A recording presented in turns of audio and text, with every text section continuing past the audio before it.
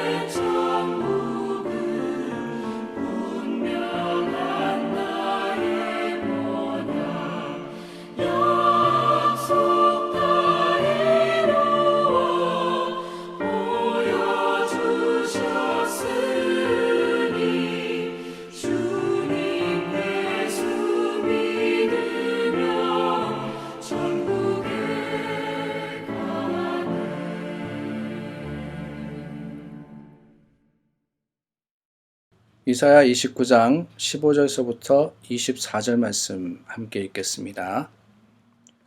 자기의 계획을 여호와께 깊이 숨기려 하는 자들은 화 있을진저 그들의 일을 어두운 데에서 행하며 이르기를 누가 우리를 보랴 누가 우리를 알랴 하니 너희의 패역함이 심하도다.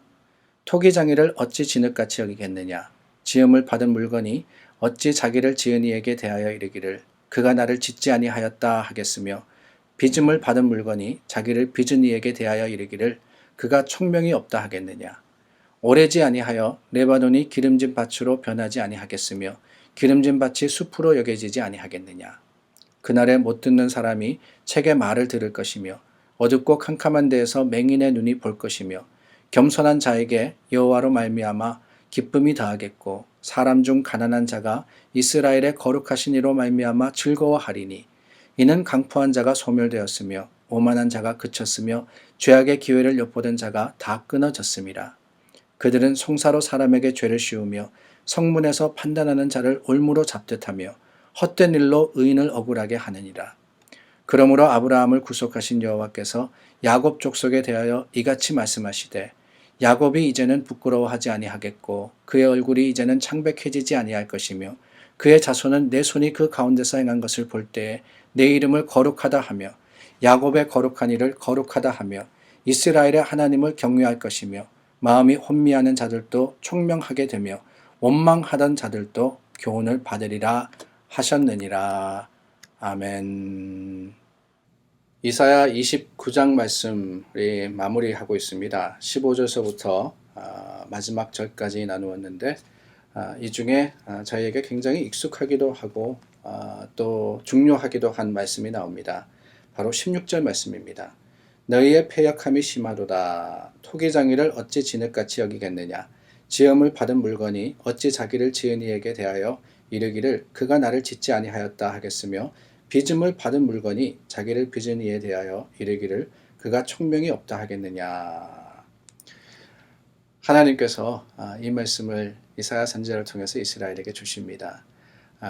도자기를 만드는 사람이 도자기를 만들었는데 그 도자기가 뭐라 그러느냐. 나는 스스로 생겼다 그러더라는 거예요. 나는 스스로 만들어졌다. 그러니까 내 마음대로 내 생각대로 내 능력의 결과물로서 나는 이렇게 되었다.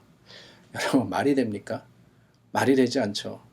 그런데 그런 말을 하는 사람들이 있더라는 거예요.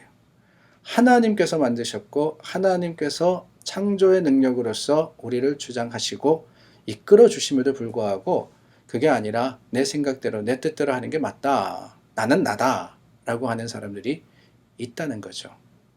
이 말씀 저희가 익숙한 이유가 있습니다.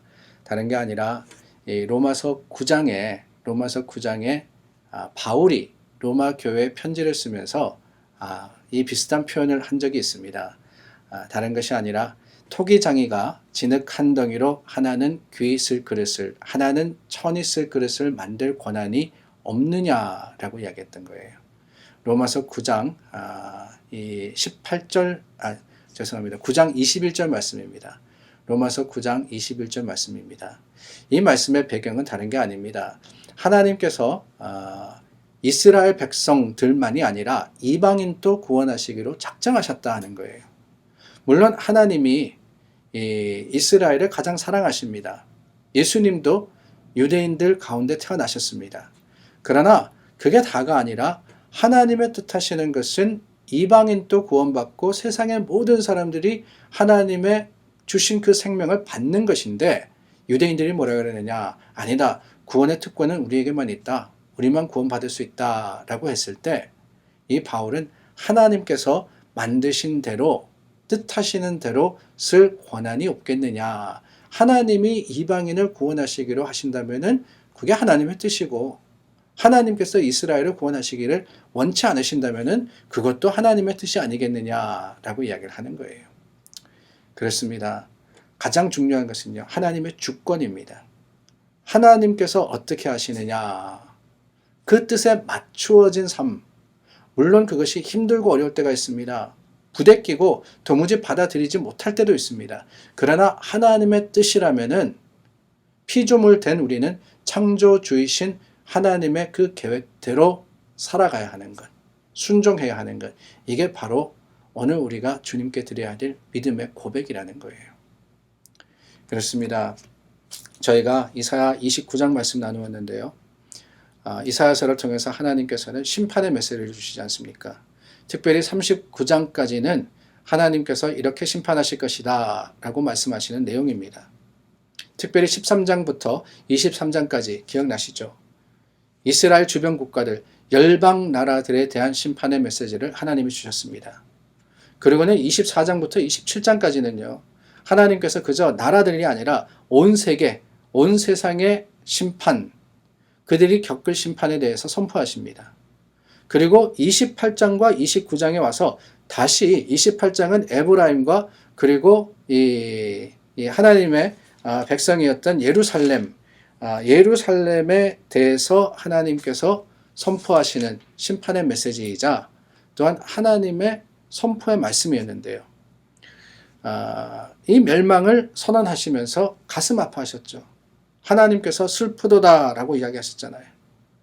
그런데 여러분, 그 가운데 슬픔에도 불구하고 하나님께서 오늘 하시는 말씀은 뭐냐?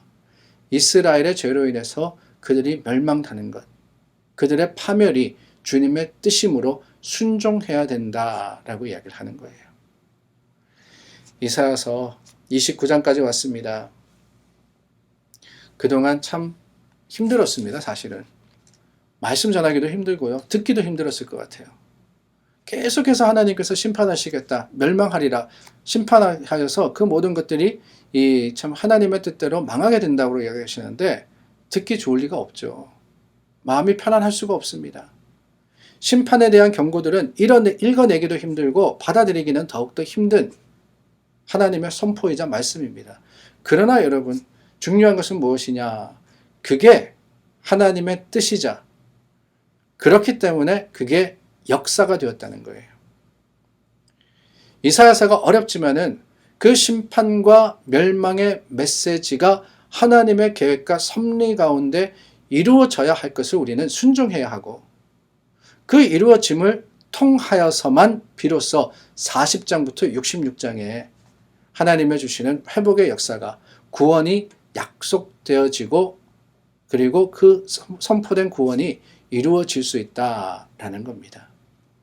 그런데 여러분, 구원을 기대하면서 하나님께서 우리를 회복시키시기를, 하나님께서 구해주시기를 바라면서 내 마음에는 하나님, 연단의 시간과 또한 훈련의 시간은 없었으면 좋겠습니다. 하나님, 이 심판 다 건너뛰고 그저 이사야 40장부터 읽으면 안 될까요?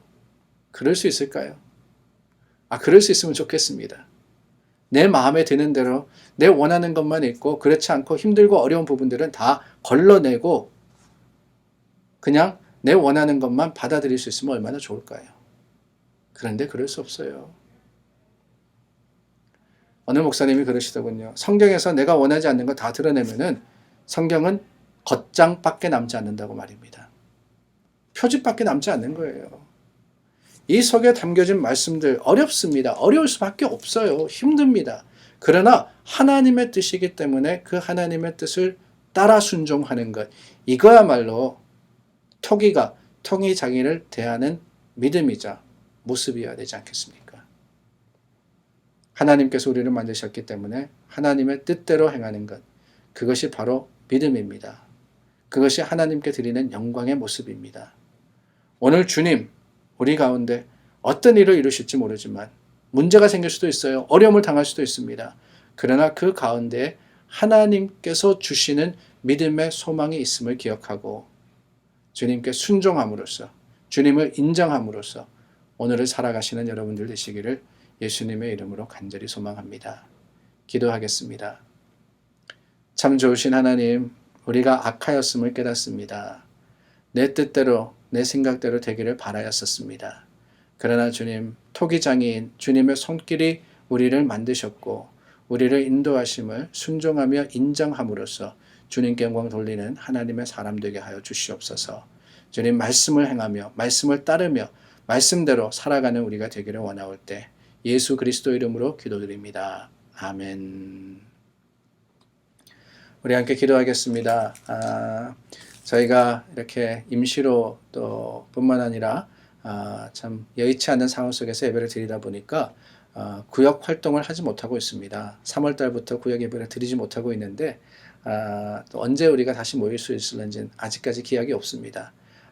하나님의 말씀대로 또한 돌보며 살피며 수고하는 우리 구역장님들, 구역 봉사자들을 위해서 오늘은 기도해 주시고, 우리 구역원들이 서로 살펴 하나님 안에서 하나 되는 귀한 또 가정의 이 참된 교회의 모습을 보일 수 있기를 간절히 소망하며 중보하겠습니다. 기도하겠습니다.